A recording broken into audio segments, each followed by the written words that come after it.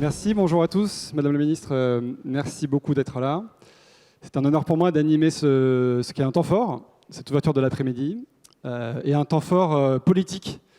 Même si je tiens à le rappeler, on est un mouvement qui est politisé dans le sens où on a des convictions qu'on porte depuis 4-5 ans, même 10 ans pour le MOVE, mais apartisan. On est apartisan avec des adhérents qui vont sur tout le spectre politique. Et pour autant, et je commencerai par ça avant qu'on aborde les 4 sujets qu'on va aborder ensemble, il me semble qu'il y a une forme de consensus qui se dégage autour du bilan du quinquennat précédent sur les enjeux qui sont les nôtres, d'ESS, d'entrepreneuriat social, qu'on va discuter.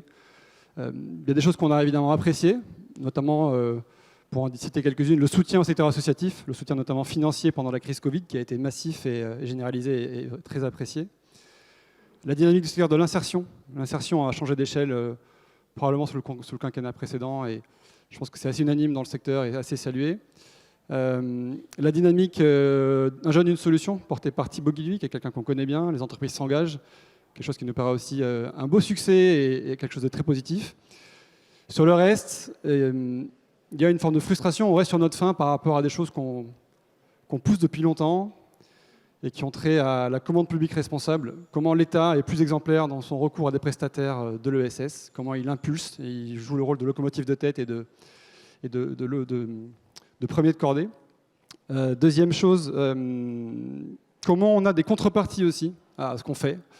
Être exemplaire, c'est bien, et on le fait en partie pour la gloire, pour impulser un changement, mais ça serait encore plus puissant et on irait encore plus vite si on avait des contreparties, d'ordre économique, fiscal peut-être, à nos engagements, en termes d'impôt sur les sociétés, en termes de TVA réduite sur les biens et services responsables et de l'ESS. Donc il y a quelques sujets comme ça qu'on aimerait approfondir, et tout ça pour vous dire qu'on est en début de quinquennat et que les attentes sont fortes, et que votre parcours, votre énergie, votre légitimité et cette prise de poste nous laissent de l'espoir pour passer un cap, parce que c'est en début de mandat qu'on fait les choses, donc c'est maintenant que ça se joue, donc on compte sur vous, et vous aurez tout notre soutien pour vous soutenir dans cette aventure. C'était pour le petit propos introductif, le mini-bilan du quinquennat précédent et les attentes sur celui qui arrive. Ensuite, on va aborder 4 sujets. Le premier, c'est le thème de la journée, enfin de l'après-midi plutôt, de la conférence. Est-ce que l'ESS, l'entrepreneuriat social, il y a plusieurs nuances de gris dans l'écosystème, on le sait, on est là pour les rassembler et créer une sorte de chapeau collectif, mais il y a quand même encore des différentes nuances. Est-ce que notre heure est venue ? Est-ce que l'ESS peut enfin s'imposer comme un modèle ? Est-ce que vous y croyez ? Ou est-ce que vous pensez que c'est une priorité ?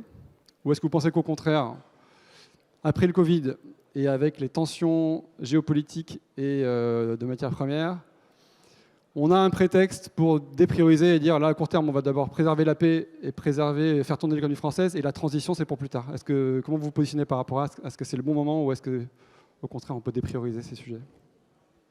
Bonjour à toutes et à tous. D'abord, je veux remercier Impact France de m'inviter à ces universités d'été de l'économie de demain. Je suis ravie d'être là, très honorée de partager la scène avec Jean Moreau, qui est une figure inspirante qui peut-être a fait venir ici certains d'entre vous. Et de la même manière, je vais en profiter pour re-souhaiter un joyeux anniversaire à Eva Sadoun.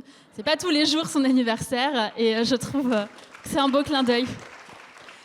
Donc voilà, je salue ces figures de la jeune génération, et je commence par là parce que je crois que les jeunes générations sont extrêmement inspirantes, mais j'y reviendrai tout à l'heure.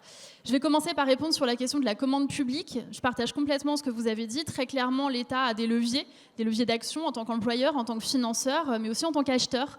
Et donc avec la Première ministre Elisabeth Borne, nous avons décidé d'en faire une des priorités de ma feuille de route.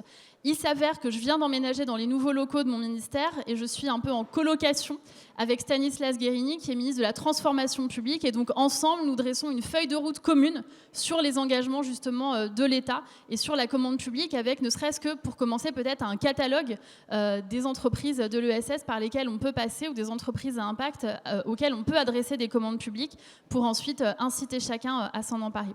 Sur la question du Covid et de l'Ukraine, je trouve la question que vous posez très intéressante parce que mon analyse est à l'opposé de ce que vous formuliez dans la question. Mais c'est peut-être pour ça que vous m'avez posé la question, pour me le faire dire. D'abord parce que moi, je ne crois pas que ni le Covid ni l'Ukraine n'aient freiné les valeurs de l'économie sociale et solidaire, bien au contraire. Je pense que pendant la période de Covid et de confinement, ça a été une période de prise de conscience de la manière dont fonctionne l'économie, de la hiérarchie aussi qui peut exister, et toutes les questions qui sont au cœur des débats de l'économie sociale et solidaire depuis des années, eh bien, ont émergé dans la société à ce moment-là. Je prends un seul exemple, la question des écarts de rémunération de salaire, qui est un sujet cher à l'ESS et qui, au moment de la crise Covid, a interrogé sur le rôle important des travailleurs de première ligne. C'est d'ailleurs pour ça que j'ai fait naturaliser 17 000 travailleurs Covid de la première ligne, qui n'étaient pas de nationalité française, pour considérer qu'ils devaient rejoindre ce grand mouvement démocratique et être des citoyens français aujourd'hui, comme vous et moi. Et moi, ce que j'ai perçu pendant la période de Covid, j'étais chargée de l'égalité entre les femmes et les hommes, c'est beaucoup d'entreprises qui s'interrogent justement sur leur utilité et sur leur rôle dans la société.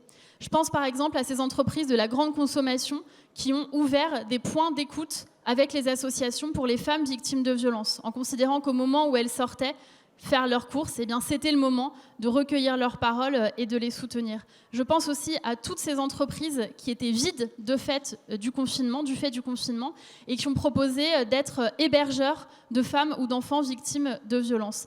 Ça, c'était des entreprises qu'on n'avait pas vues auparavant, pour certaines, s'interroger sur leur sens, sur leur rôle dans la société, au-delà de l'objet commercial qu'elles pouvaient porter. Et c'est une évolution extrêmement importante. Sur la question de l'Ukraine, je fais le même constat. Il y a 1 an, j'avais lancé un appel aux employeurs en leur demandant de nous aider sur l'accueil des personnes venant d'Ukraine, et en disant que ces personnes qui arrivent d'Ukraine, elles nous disent toutes qu'elles veulent travailler. Et j'avais demandé aux employeurs de s'interroger sur la possibilité de recruter des personnes venant d'Ukraine, et donc parfois de sortir de leur zone de confort. Et l'appel a été entendu, puisqu'on a pu proposer, avec la ministre du Travail de l'époque, Elisabeth Borne, des emplois à ces personnes venant d'Ukraine. Donc moi, je crois que la période de Covid et la période de guerre en Ukraine, qui n'est hélas pas terminée, pour le Covid, on peut avoir le débat, c'est vraiment une période où les valeurs de l'économie sociale et solidaire se sont déployées en actes. Et ça me semble fondamental, même s'il y a 2 chiffres dans les études récentes qui m'ont beaucoup interpellée. Le premier, c'est ce chiffre qui dit que 76% des jeunes placent la RSE au-dessus du salaire dans leur recherche d'emploi. Pourquoi ça m'interpelle ? Parce que j'observe, avec un vif désaccord, j'observe que très souvent, on oppose la recherche de sens et la rémunération. Et moi-même, ça m'est arrivé de dire à des moments, je préfère un travail moins payé, mais plus porteur de sens. Et après, de m'interroger en me disant, pourquoi est-ce qu'il serait moins payé ? Et je pense que tout travail mérite salaire, et tout travail mérite salaire avec sa juste rémunération. Et il me semble, en tout cas c'est un combat que j'ai envie de porter en tant que secrétaire d'État chargée de ces questions, qu'on doit se battre aussi pour une juste rémunération, et pour que les personnes qui choisissent des métiers solidaires, sociaux, à impact, porteurs de sens, ne soient pas moins rémunérées que celles qui font le choix de faire des carrières au dehors des métiers du sens. C'est la première chose.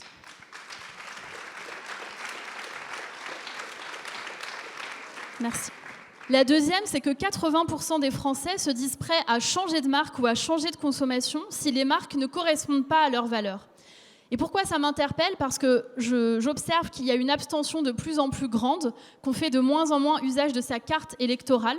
Or, la carte bancaire, et je ne mets évidemment pas les deux sur le même plan, mais la carte bancaire me paraît être aussi un outil politique au sens noble du terme, comme Jean Moreau l'évoquait tout à l'heure. Parce que je crois que quand il n'y a plus de demande, il n'y a plus d'offres. Ça s'est vu à de nombreuses reprises. Et donc je pense qu'en tant que consommateur et en tant que citoyen, chacun a aussi les moyens d'agir sur soi. Je sais qu'on est dans une période où on regarde beaucoup ce que font les autres et on donne des avis et on juge ce que font les autres. Mais peut-être parfois est-il plus difficile de s'interroger sur soi-même et sur sa consommation. Là aussi, je trouve que les jeunes générations nous invitent à complètement changer de paradigme. Moi, quand j'avais 15 ans, ce qui nous donnait envie, c'était d'avoir des joggings neufs avec plein de logos dessus. Si on avait un jogging neuf Nike, on était le roi du collège. Et quand je regarde ce que fait ma fille de 15 ans, ma fille de 15 ans, ce qui lui donne envie, c'est d'aller chez Kilo Shop, d'aller acheter des habits de seconde main. Et elle trouve que c'est plus classe si on voit qu'il y a un autre bouton et que le jean a été rapiécé parce que c'est vintage et c'est bon pour la planète. Et si j'arrive avec des vêtements de fast fashion, elle les veut pas, elle me demande d'aller les faire rembourser parce qu'elle considère que l'impact sur la planète doit primer sur toute autre démarche. Et je le dis avec humilité et modestie parce que moi, c'était pas ma démarche en tant que consommatrice. Et par cette jeune génération, je trouve qu'on est poussé à changer la manière dont on consomme. Et je suis passée de l'achat de la brosse à dents en bambou en me disant « Ah, génial, quelle énorme page, j'ai acheté une brosse à dents en bambou », à quelques années après, me dire comment on peut inspirer nous aussi, et comme cette jeune génération, donner des modèles sur une consommation plus durable. Et c'est pas anecdotique quand, je sais que ça a été parfois critiqué par certains, mais quand je fais le choix d'aller au défilé du 14 juillet avec une robe qui a été faite dans des draps et des rideaux d'un hôtel par un atelier d'insertion et par une couturière qui fait en sorte justement d'avoir un impact zéro sur l'utilisation de l'eau sur la planète pour nous vêtir, je pense que ce n'est pas anecdotique et qu'à chaque fois qu'on peut se poser cette question de se dire est-ce que je peux transformer ma consommation, être exigeant envers moi avant d'être exigeant envers les autres, je pense qu'on aura fait un pas.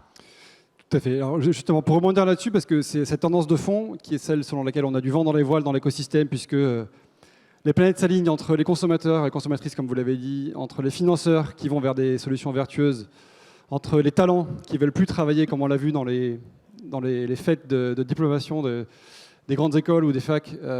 Ça, nous, on le sent évidemment, on est content et on pense que notre heure est venue, mais les grands groupes le sentent aussi.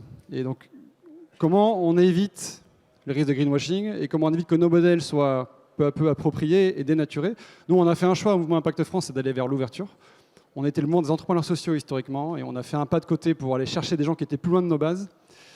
La solution qu'on a trouvée, j'aimerais avoir votre avis là-dessus, c'est celle d'un impact score sur un modèle très clair que tout le monde connaît, qui est le modèle du Nutri-Score, un repère graphique dans les rayons, certes simplificateur à l'extrême, mais au moins qui a le mérite d'être une vraie boussole.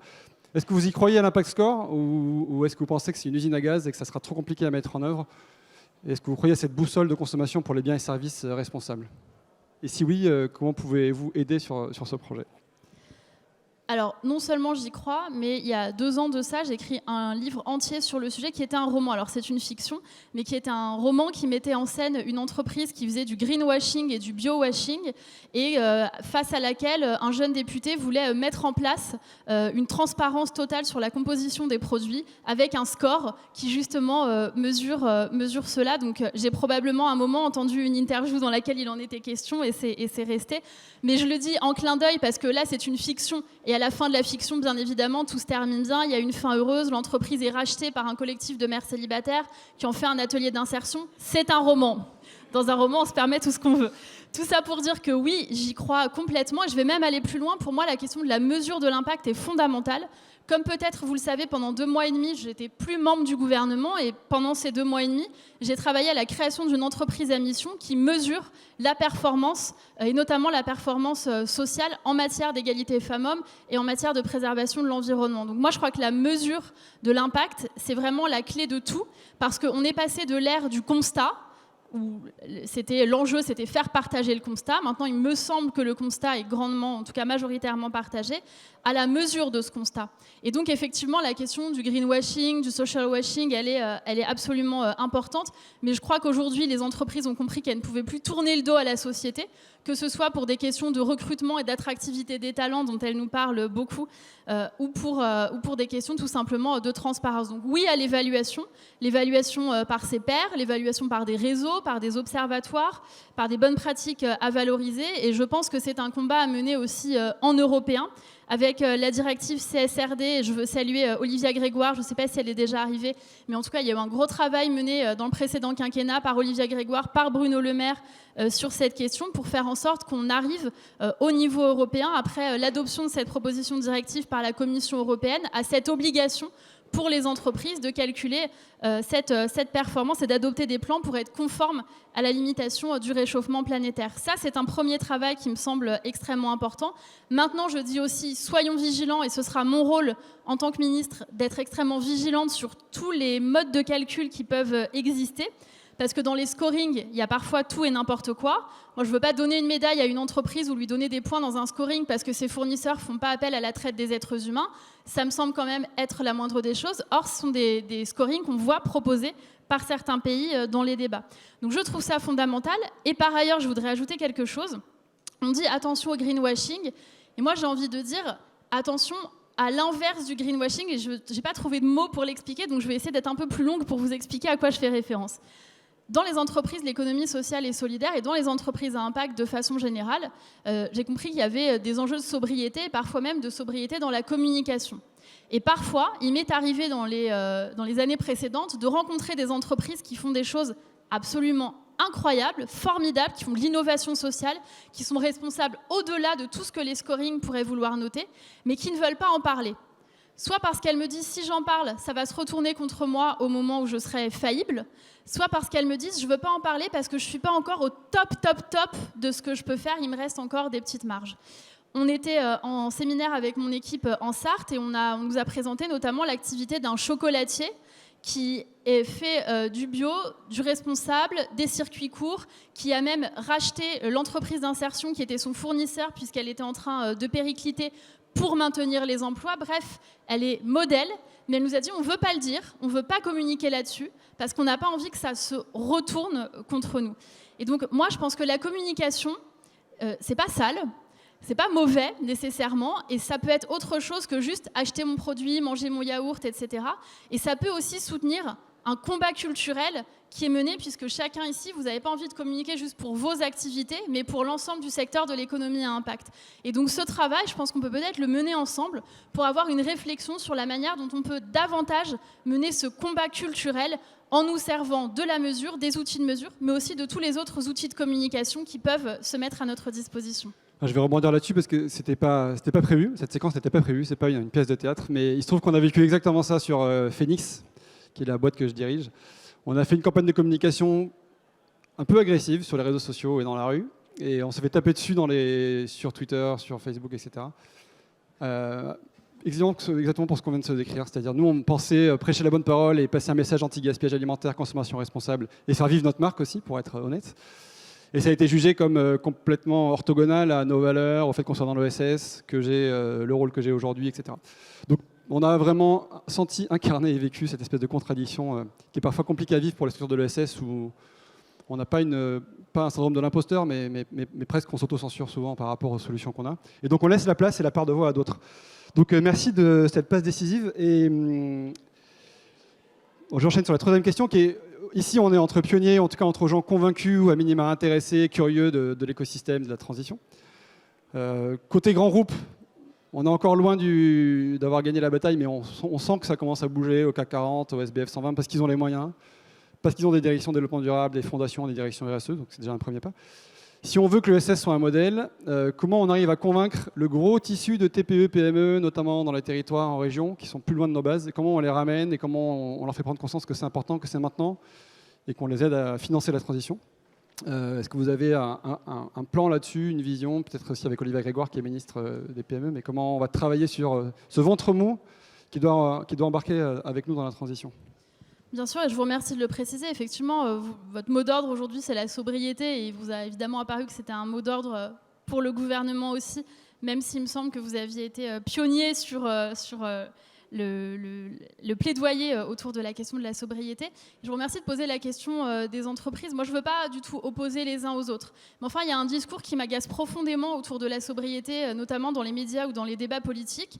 C'est quand on explique qu'en gros, tout le mouvement de l'ESS, mais aussi de l'économie à impact plus largement, et puis des personnes qui sont préoccupées par le développement durable, etc., ce serait quelque chose qui serait réservé aux bobos, aux classes supérieures, aux gens qui seraient éduqués, tandis qu'il y aurait des personnes pauvres qui ne seraient pas en mesure d'adopter des démarches de développement durable, de sobriété, etc.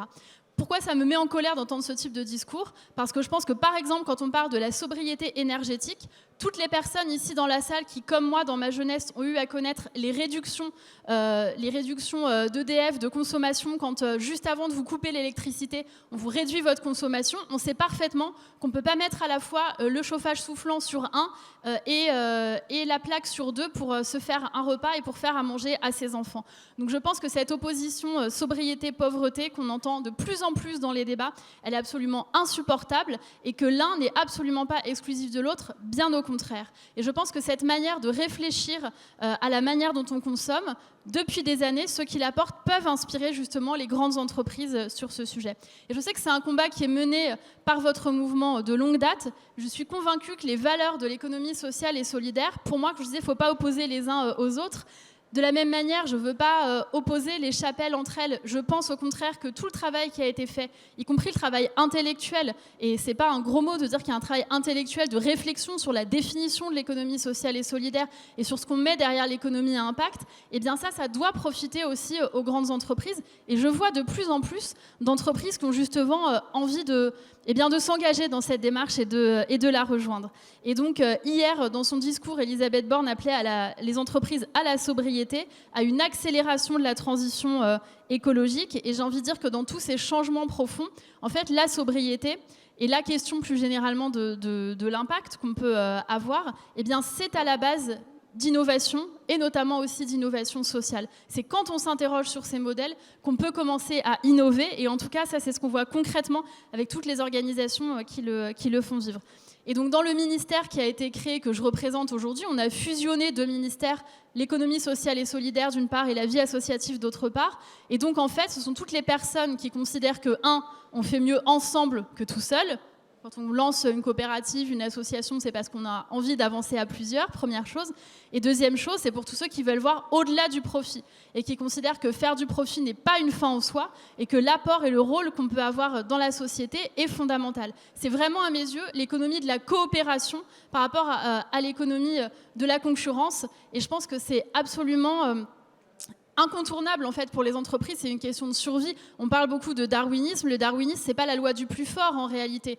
C'est la loi de celui qui arrive à s'adapter et à s'adapter pour survivre. Et ça, je pense que les entreprises l'ont compris, qu'elles le fassent par engagement, parce que dans les entreprises, il y a des personnes moteurs qui sont engagées, qui y croient et qui ont envie de le faire, ou qu'elles le fassent parce qu'elles ont compris que économiquement, pour elles, c'était une manière de survivre.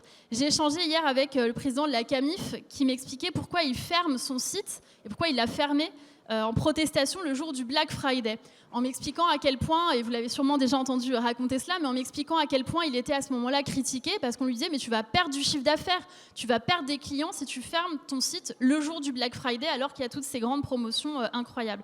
Et lui, il a persévéré, et aujourd'hui, m'expliquait-il, d'autres entreprises et d'autres sites de e-commerce l'ont rejoint dans cette démarche, sans pour autant aujourd'hui forcément fermer, mais en tout cas en étant unis et en étant plus forts à plusieurs sur ce sujet. Je veux au passage vous recommander, si vous ne l'avez pas encore lu, la lecture d'un livre qui n'est pas un livre à moi, la lecture d'un livre que peut-être vous avez lu ici dans cette salle, qui s'appelle « L'autre loi de la jungle », que j'aime beaucoup, qui explique qu'en fait, la loi de la jungle, on croit toujours que c'est la loi du plus fort, mais en fait, la loi de la jungle, c'est la loi de l'entraide. Et c'est l'espèce qui s'entraide le plus qui survit, et non pas l'espèce la plus forte. Et je pense qu'en économie aussi, ça doit nous inspirer et nous interpeller. Très bien, merci pour ce conseil de lecture. On a parlé du discours d'Elisabeth Borne hier à la REF du MEDEF, qui est un peu l'alternative à ce qu'on construit ici, en miroir. Hier, elle a brandi la menace de rationnement et de privation de matières premières, d'électricité et de gaz. Est-ce qu'on pourrait aussi envisager qu'il y ait la compensation positive, c'est-à-dire plutôt la carotte que le bâton? Est-ce qu'on pourrait imaginer qu'il y ait un système de fiscalité incitative, de dégrèvement de charges pour les entreprises qui se comporteraient de façon vertueuse au sens local du terme? Et vous me voyez venir, il y a un dispositif qu'on a poussé chez Impact France historiquement et qu'on aimerait faire évoluer. C'est un peu technique, mais ça s'appelle l'agrément ESUS. Pour ceux qui sont dans l'écosystème, vous connaissez cet agrément. C'est Entreprise solidaire d'utilité sociale. Et ça engage à respecter ce qu'on appelle la lucrativité limitée, donc une échelle de salaire de 1 à 10 entre le plus bas salaire et la moyenne des plus hauts salaires, et un engagement à ne pas redistribuer plus de 50% des résultats en dividendes. Et donc, aujourd'hui, nous, Phoenix, on a cet agrément là, une première fois en 2015, on l'a renouvelé. Le constat que je fais, et qui je pense est assez partagé par l'écosystème, c'est ça demande des engagements, c'est pas neutre. Ça prive parfois de talents, de financeurs qui ont peur de cet objet, de cet ovni, etc. Et aujourd'hui, on n'a pas de contrepartie. On n'a pas de clause de favorisation dans les appels d'offres. On n'a pas de financement dédié. On n'a pas d'allègement de charges. On n'a pas d'allègement de taxes diverses. Est-ce qu'on peut envisager de faire évoluer l'agrément ESUS pour aller vers un agrément jeune entreprise à impact économique et environnemental, avec, pour le coup, une contrepartie économique directe ou indirecte? Est-ce que c'est quelque chose que vous avez dans votre...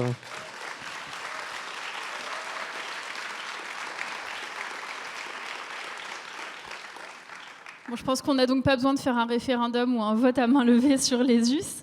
Je vous disais en aparté que je vous trouvais un peu dur sur l'appréciation portée sur les us. C'est manifestement quelque chose de partagé. Moi, ça me permet de vous dire que la manière dont je suis en train de construire ma feuille de route auprès de la Première ministre, c'est vraiment une démarche collective. J'ai reçu autant d'acteurs que possible et je vais bien sûr continuer à les recevoir, à vous recevoir. Donc, je veux dire, s'il y a évidemment des demandes, des doléances, des propositions, quelles qu'elles soient, des critiques, bien évidemment, je suis à votre disposition avec mon équipe pour les recevoir. Je trouverais très étrange d'être dans une démarche de verticalité alors que je suis en charge des sujets collaboratifs et coopératifs. Donc vraiment, ma volonté, c'est humblement aussi de construire avec vous et avec ceux qui ont l'expérience de longue date sur ces sujets. C'est une première chose. Sur les us en particulier, vous savez que c'est un engagement, et ceux qui se sont engagés dans une démarche chez us, qui manifestement sont dans la salle, le savent. Et peut-être que ça peut être aussi envisagé comme un premier pas et comme une réflexion pour aller vers les autres outils qui sont proposés, notamment je pense évidemment à la raison d'être, les entreprises à mission, etc., qui sont aussi des sujets qu'on peut aborder. Ça va être un de mes chantiers de façon générale. J'ai beaucoup identifié aussi la question de la simplification et de la dématérialisation de l'ESUS, parce que j'ai compris qu'en gros, le rapport, si je peux le dire de cette manière un peu arithmétique, le rapport énergie, engagement, bénéfice semblait être défavorable. Tout est sur la table. Moi, je suis tout à fait partante pour qu'on puisse réfléchir à l'évolution possible de l'ESUS. Et en attendant, il y a un engagement que je peux prendre sur sa simplification et sa dématérialisation, même si je comprends que ça ne répond pas totalement à la question que vous voulez poser. Mais en tout cas, la meilleure reconnaissance, le meilleur financement, très clairement, ça fera partie de nos priorités. De la même manière, le fait d'aider les entreprises de l'économie traditionnelle à faire leur transition. On se faisait la remarque tout à l'heure que c'est assez courageux de la part des personnes qui se sont levées pour dire on s'interroge sur la manière dont on peut renouveler notre modèle. Je trouve que c'est très fort en fait comme démarche de se remettre en question et de renouveler son propre modèle. Et donc cette démarche, y compris les démarches de consommation éthique, responsable, ça fait partie de tout ce qu'on voudra avancer, y compris pour convaincre les entreprises, en leur rappelant que toutes les entreprises qui se sont engagées dans une démarche autour de leur impact au sens large, que ce soit une démarche RSE, une démarche sur l'impact, etc. En fait, toutes les études le disent, elles ont vu un levier de performance énorme pour leur entreprise. C'est aussi un langage de vérité qu'on veut tenir avec les grandes entreprises. Et donc, pour répondre plus précisément à votre question de façon générale sur les objectifs qu'on se donne, d'abord, donc je disais simplifier pour accéder plus facilement aux dispositifs de financement, mais y compris aux dispositifs de financement de l'économie générale. Sur France 2030 et sur un certain nombre d'engagements, je pense que les entreprises à impact, elles peuvent aussi trouver leur compte. Et moi, ce sera mon rôle de faire le trait d'union et en tout cas de faire en sorte qu'elles puissent y avoir droit et de me battre pour qu'il y ait le plus de financement possible à cet égard. De le valoriser aussi, surtout lorsque les entreprises... elles répondent à des engagements parmi les 17 ODD, c'est fondamental, d'essaimer. Et on a engagé, je remercie tous ceux et toutes celles qui se sont engagés dans cette démarche de diplomatie de l'économie sociale et solidaire pour essayer de faire en sorte que dans d'autres pays, on puisse partager une véritable définition commune et qu'à terme, probablement pas cette année, mais qu'à terme, on puisse aller vers une résolution aux Nations Unies sur l'économie sociale et solidaire. Ça n'est pas que symbolique, c'est aussi une manière de se donner des objectifs partagés et donc de les mesurer plus facilement. Et de déployer ce nouveau plan d'action de l'ESS sur l'ESS de la Commission européenne et les recommandations sur l'innovation sociale qui sont adoptées par l'OCDE. Je partage quand même quelques bribes de cet agenda international, même si on s'éloigne un peu de la question de l'ESUS, parce que ça me semble extrêmement important. Et nous, le discours qu'on va tenir, le discours que j'ai tenu à l'AREF et d'autres également ce matin, puisque vous en faisiez mention, c'est cette citation de Patrick Dumière qui dit qu'il n'y a pas d'entreprise qui gagne dans un monde qui perd. Et je pense que c'est fondamental et que cette prise de conscience, elle doit absolument exister. Pour terminer, puisque vous me posiez la question aussi de la manière dont on peut rendre attractive la sobriété, c'est vrai que parfois il y a des enjeux et des objectifs de sobriété qui peuvent être... je ne vais pas dire facile à mettre en œuvre, ce n'est pas l'enjeu, mais qui peuvent rencontrer d'autres enjeux. Quand il s'agit pour une entreprise d'avoir moins de dépenses, elle voit un intérêt immédiat et on n'a pas besoin de se plaidoyer. Mais pour les questions de consommation qui demandent un effort, je pense par exemple à se poser des questions sur l'inclusion, sur la démocratie dans l'entreprise, sur l'insertion. Ce sont des enjeux qui demandent une réflexion et peut-être l'entreprise n'y voit pas toujours son intérêt immédiat. Et donc là aussi, ce sera ma mission, avec vous, à vos côtés, de faire ce travail de plaidoyer pour qu'on défende justement ces nouveaux modèles et la manière dont on peut le faire. Dernière chose à partager avec vous sur la question de la sobriété, c'est une méthode, je suis incapable de vous dire qui l'a créée initialement, mais une toute petite méthode qui est un tip, c'est que j'utilise depuis des années sur les achats, puisqu'on demandait comment rendre désirable la sobriété. Je ne sais pas qui connaît la méthode bisou ici. La méthode bisou sur les achats, donc, c'est B comme besoin. Est-ce que cet achat correspond à un besoin? I comme immédiat. Est-ce que ça répond à un besoin immédiat ou est-ce que je peux attendre avant de faire cet achat? S comme semblable. Est-ce que j'ai déjà le même à la maison et donc il n'est pas forcément nécessaire de l'acheter? O comme origine. Quelle est l'origine de ce produit? D'où vient-il? Etc. Et U comme utile. Est-ce que cet objet est utile? Est-ce qu'il va m'apporter quelque chose de primordial? C'est une petite anecdote pour conclure mon intervention, mais je la trouve néanmoins utile sur l'illustration de la sobriété pour la vie de tous les jours à ceux qui voudraient démarrer. Et donc, pas à vous, puisque vous êtes engagés de longue date. Et je tiens à vous féliciter, vous remercier pour cela et pour tous les partages que vous avez faits avec nous qui nous ont permis de construire la feuille de route. Merci beaucoup. Eh bien, merci pour